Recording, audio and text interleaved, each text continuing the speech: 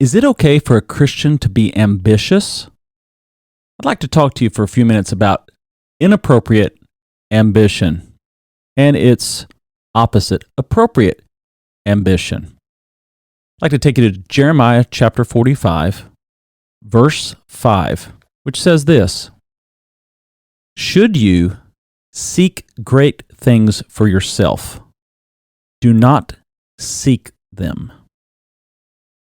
Now, in the context, Jeremiah was prophesying to God's people who were going to be led away into captivity, and now is not the time for Jeremiah to be pursuing goals for his life in the chosen land of Israel where they dwelt. It was not the time for him to be pursuing any type of goals or to seek things in his life, because they weren't going to be living anymore in that area. And so this is not the place to be pursuing that, because you're about to be taken captive.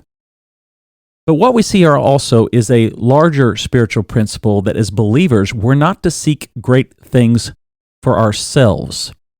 We saw this back in the book of Genesis with the Tower of Babel, where they built a tower to the heavens, and it specifically says in the text that they might make a great name for themselves. We, as God's people, are not to pursue glory for ourselves. Rather, we're to pursue glory for God. There's a lot of scriptures that address this issue. In addition to the Tower of Babel, we also have Matthew 23:12. "For those who exalt themselves will be humbled, and those who humble themselves will be exalted."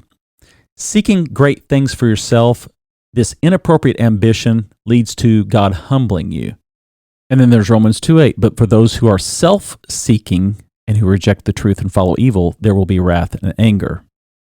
There are those who are seeking glory for themselves, seeking great things for themselves. And that's not a good pathway to be on. Rather, we are to take a different path. As God's people, we're to seek, Matthew 6:33, the kingdom of God and His righteousness. Not seeking great things for ourselves, not seeking to bring glory to our own name, but rather to do all for the glory of God, 1 Corinthians 10:31. Whatever you do, whether you eat or drink, do it all for the glory of God. And then we have John chapter 3, verse 30, where John the Baptist kind of combines these two into one statement. He must increase, referring to Jesus Christ. I must decrease. It's less about me and glory for myself and seeking great things for myself.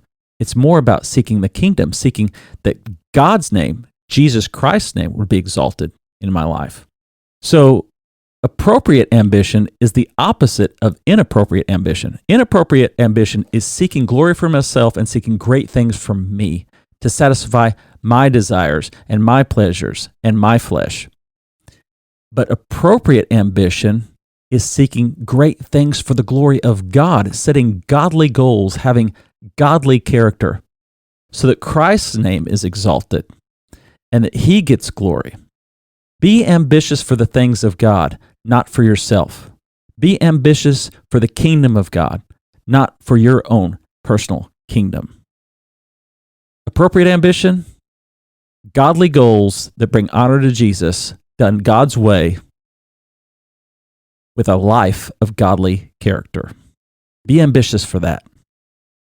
Now, it's not very often that I recommend a book, except for the Bible when I'm doing these videos, but I'm going to make an exception here because ambition is a topic you don't see much written about in the Christian realm. But my friend Dave Harvey has written the book on this subject. It's called Rescuing Ambition. You can order it on Amazon or other places where you can find books, and I highly recommend it. He did a great job rescuing ambition, because in so many cases, believers, we recognize that ambition, inappropriate ambition, is so prevalent, and then we don't even recognize that there is an appropriate ambition. He helps you discover appropriate ambition in this book.